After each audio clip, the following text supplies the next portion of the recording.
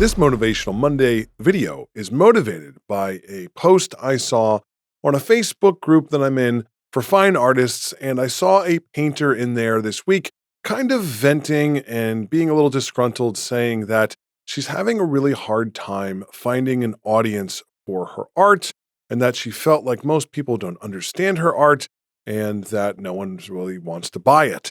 So I had replied to her in a comment and I had just said, stop trying to make art for others and just make art for yourself. And it made me think of a lot of things I hear in filmmaking in the developmental stages, as well as when a film is released. You often hear people saying this phrase all of the time: who is this film for? Meaning, usually, that someone who's an audience member is confused by the film or maybe doesn't like it, and so they're wondering what the audience intention was. And I've always had a bit of an issue with this very thought, because my honest answer is you should be making art for yourself first and foremost. And a filmmaker is no different. As a filmmaker myself, I don't make things for other people when I have creative control. I make them for myself. Now, I understand why people do ask this question, because film is expensive, it's collaborative, it's also a business, and it's also entertainment. So of course people would want to know who the audience is and who it's targeting and how it's going to land, especially when you take in consideration the perspective of, say, a distributor or a financier or a product placement agency type of entity, because they are in fact working with the film strictly as a business. But as an artist, when that is your starting point, when you start with worrying about what an audience might say, you're already compromising. You're shaping the work based on what you think people want instead of what you actually feel. To me, film is expression and it's an exploration. It's often therapeutic in many ways, and it's you as a filmmaker trying to process something, and as an audience member, you're trying to understand something, or maybe you're trying to say something that you don't fully have words for. And that only works if the material is honest. There's a reason that people say, write what you know. And it's not because your life is the most interesting story in the world. It's because it's the only thing you can speak on truthfully. And truth is what people often connect to. Not trends, not formulas, not algorithms. It's truth. What makes a film long-standing and long-lasting, and what makes a film stay with you? It's when it represents truth in a way that the audience member finds to have integrity and to be authentic.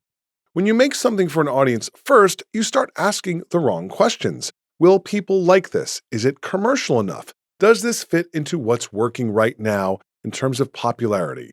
And all of those questions slowly start to pull you away from the original idea and what should be your original motivation as a filmmaker to make it. These things start to dilute authenticity and creativity.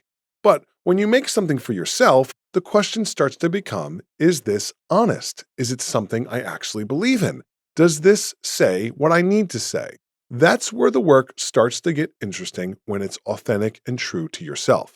That's where it gets specific. And ironically, it's also where it becomes more universal, because all of these themes are themes that all human beings express and explore. People don't often connect truly to something that is designed to please them. They connect to something that feels real and genuine, something that feels like it came from a place of truth and from the heart. Even if they don't fully understand it, say for a foreign film where maybe the viewer doesn't even understand or speak the language, they can still feel emotion if it's conveyed truthfully. Now look, let's not be foolish.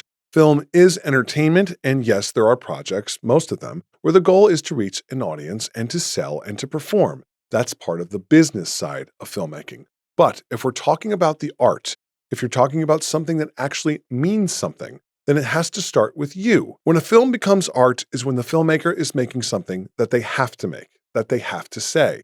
They explore an idea that you can't leave alone, things that keep you up at night. And if people connect to it, great. And if they don't, that's okay too. Sometimes these things can be complex and deep, and sometimes they can be simple. For example, if you've ever had your bike stolen and you see that misrepresented in a film, you know it's not authentic and true, and that the person telling the story might not have gone through that exact experience.